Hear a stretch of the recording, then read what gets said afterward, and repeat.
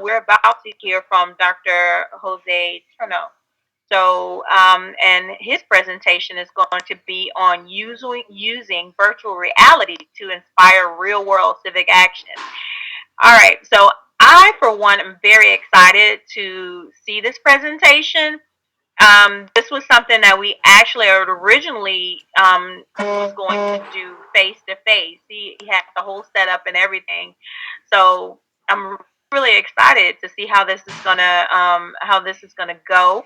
And I just encourage you guys, if you have any questions or if you have any comments, definitely use that comment button, the comment, I guess, tool at the bottom of the actual presentation.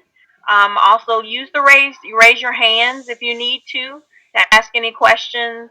And we just encourage you guys to, give some feedback as necessary for our faculty and students here, because we're all trying to learn from one another. So, without further ado, I would like to turn over to our next facilitator, Dr. José Sebastián. Thank you so much for the warm reception. Good afternoon to everybody. Please forgive me, it is raining outside. I'm in Davie, it's storming, so I'll try to be as loud as possible. If it's not coming out, let me know in the comments, and I'll try to fix my microphone here. But so yes, I will be giving a presentation on how I use virtual reality in my classroom, particularly to talk about climate change and get students to do what are called climate actions. So this is basically a general breakdown of what virtual reality is, right? Really briefly, why is it useful for education, and then of course, how did I use it, and then tips for y'all to use it in your classrooms for whichever subject you are doing, right? So go ahead and open up the PowerPoint, and then we'll begin. So let's see.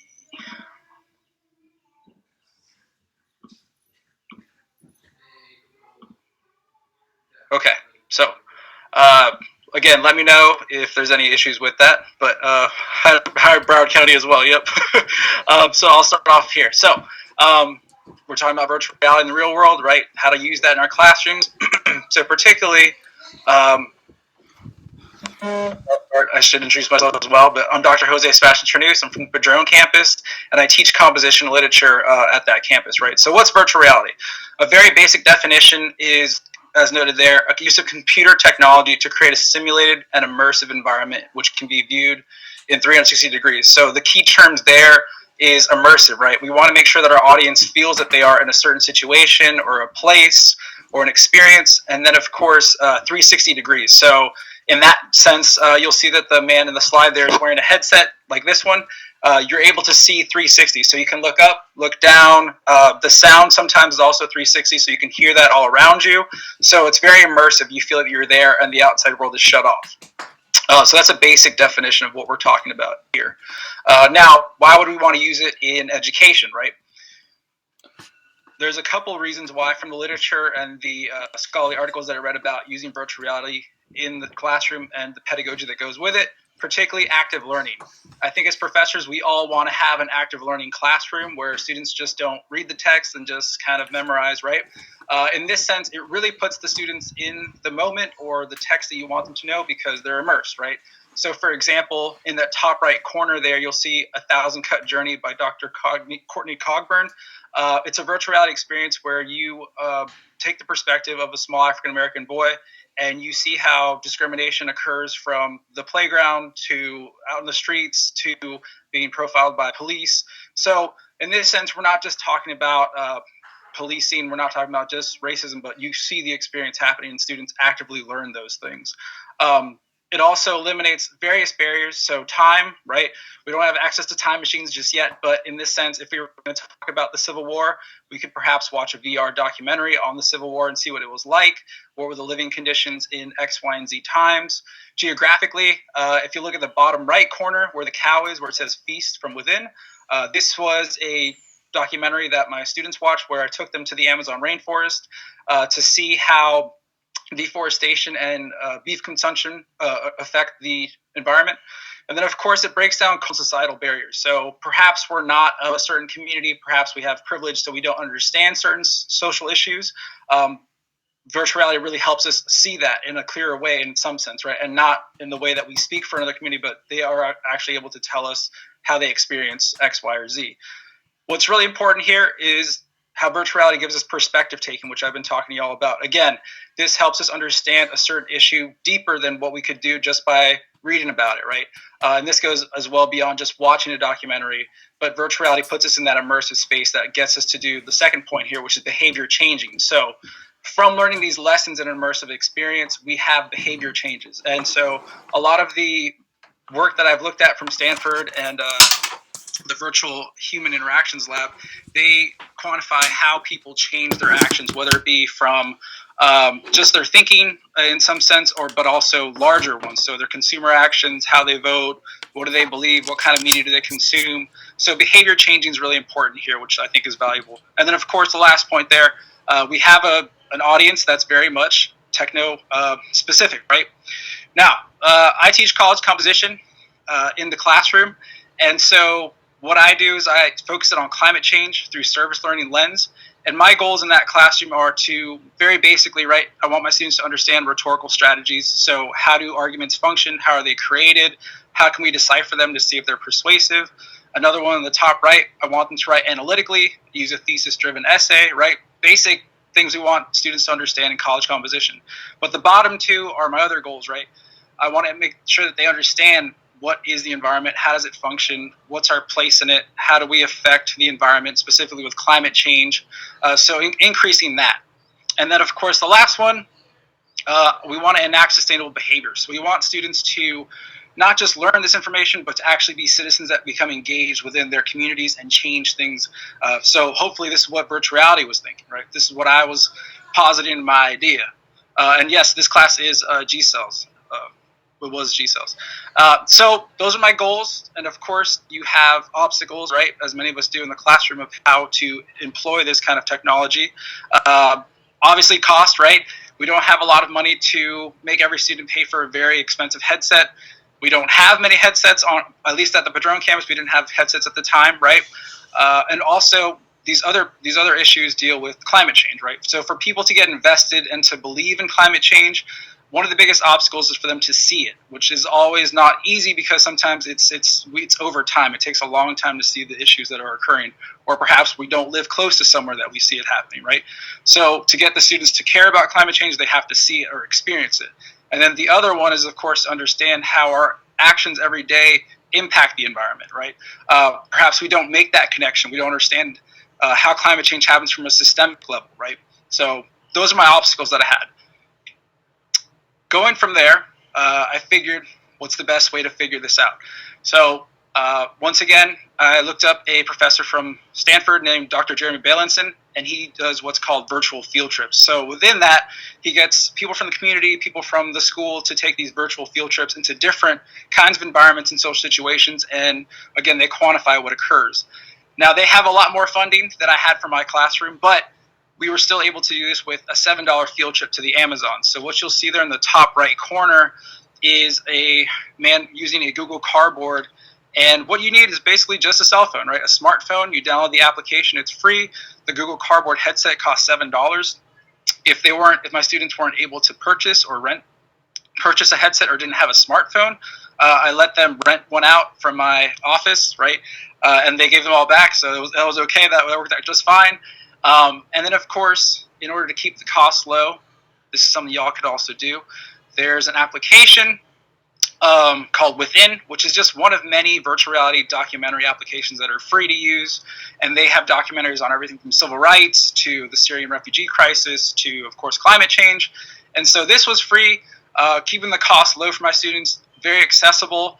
The series they watched was a series called This is Climate Change, and particularly they watched the film that was called East, which takes them to the Amazon rainforest and talks about deforestation and beef consumption, right?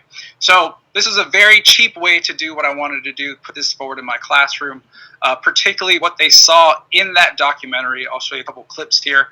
The top left there is just the poster for it, right? In the top right, you'll see a man, first they encounter a man cutting down a tree in the Amazon rainforest. Then there's a more of a view in the bottom left there where they start talking about cattle ranching, how forests are cleared for cattle ranching, and of course how carbon dioxide is affected into that. And then the final one, you take the perspective of the cattle and you go into the slaughterhouse, and then you kind of bring the whole system together in that experience. So I want to show you all a little bit. hopefully this goes pretty well, not too much lag, but let's take a look if we can experience what my students did as well. So let me just show you a little bit of that. So the first slide you'll see here is, or what you're going to see here first, is when the students get to see the rainforest, right? You fly over the rainforest a bit, and you can see how it's 360. You can look up, you can look down, you can look around you to see where you're going, everything like that. You can move further on. You'll be in a canoe. You're going down the river, and further along down the lines, you'll see the men that are going to go chop down the tree. And then further on, you'll see them actually chopping down that tree. So the students were able to watch this in their headsets. So there's the gentleman cutting down the tree. And then later on, it takes you to the cattle ranch, where you see all the heads of cattle moving through the forest that used to be there. So this draws the student into understanding the connection between deforestation, cattle, and then, of course, their diets. And then you see the slaughterhouse. So you see what happens to those cows as they get herded in from the field into the slaughterhouse. And what was really impactful for my students is how they not only cared about the environment, but they also took the perspective of the cow and had sympathy for what was going on to this creature and how they were being treated. And so there was a lot of discussions about the meat consumption, the ethics of how we treat animals. So I'll leave it at that for right there. And I'll go back to the PowerPoint here. But that was just a little bit of what they saw within their experience. You can watch it as well if you'd like to. Now, linking this to the assignments. I had my students, and this is a common assignment that we have, is a rhetorical analysis. So again, understanding how a text, whether it be a documentary or a written speech or an article, affects change, how is it persuasive, right? I asked my students to watch the documentary and then argue how effective the documentary was in changing their attitudes towards climate change. So it could be their just thoughts or perhaps maybe their actions, right? And so they went through this, analyzed it, and told me all kinds of different analytical points, how their emotions were affected, how there were certain facts that show up on the screen as well, how the sounds affected them emotionally, all kinds of different effects that were occurring. But in order to move this forward into civic action, right, my students were very much motivated to take action. They very much wanted to go beyond just learning this, and I was thrilled to hear this. So taking that motivation, and it's a service learning class. We usually have some kind of community service that we do. We started using the Civic Action Scorecard for extra credit assignments. And that's I'll talk to you about in a second. So that's from ISED. They have different kinds of civic actions your students can take, from registering to vote, from going to a city council meeting, to taking a break from meat for a week, from recycling better. And then this was connected to reflective writing. So not only do they do these actions, but they reflect upon how these actions affected them, how it changes their community. And so they are doing more composition, more writing, more reflective types of writing. So these were more assignments that they could do in order to take action. Now, from that point forward, here's a sample of the Civic Action Scorecard. So you see there's certain points that you can get from ISED, and then this moves the students to become, they can get certain, let's say, rankings in ISED. They can get different notions of how much community service or points they've earned at the end of the semester. You can do this through ISED, so I definitely say contact them for some help. But as I noted, there's tasks like reduce your carbon footprint for 14 days, take public transportation, visit farmers market. All of these were really helpful for my students, and they did take these actions, a big amount of them. And I think Natasha just raised her hand, so I think she'll talk about I in a second. If you let's see if I can get you to. Okay. I just see that. I was just wondering if everybody is muted because I keep hearing an echo. I didn't raise my hand. I'm not sure who that's from, but it's definitely on. I think it stopped. Okay. From that point, right, so we use the Civic Action Scorecard in the class to get students, but beyond what was placed in the Civic Action Scorecards, students also did their own. They went forward.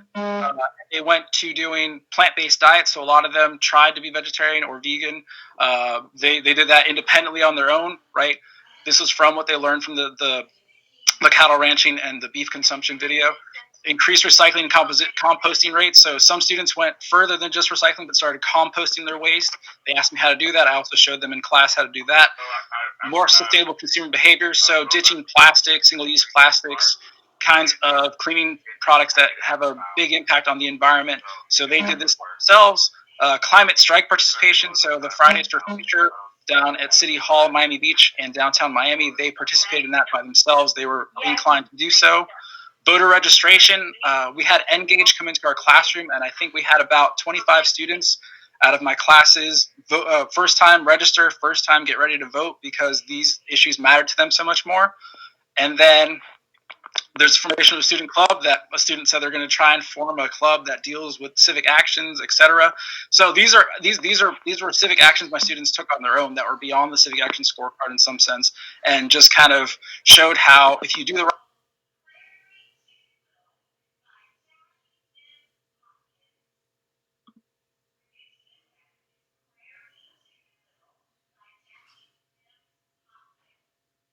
From there, tips for the professors out there: if you like to do this, think of what kind of experience you want to have for your class, right? What's the focus? What are your learning outcomes? So you don't just have this as some kind of, a gimmick, right? You want to make sure that the technology works out. Funding for headsets is something that's difficult, but perhaps you can talk to your department, your chair, see what kind of money is there to get some help with that, or you can contact maybe perhaps some educational companies. Give rental equipment, right? Maybe you can buy a class set for your course and then just have a couple to rent out to your students. You definitely want to, speak to learning resources. That'd be help. The library can help with headsets. Okay, so there we go. There's another ally we can use to help us out. Research pedagogy links. I have them in this PowerPoint y'all can look at. And then network with ISED Magic, which I think is at the main campus there in downtown, right? They deal with virtual reality and they have students doing virtual reality. And then G-Cells, I would say contact them to see what they can do to help, right?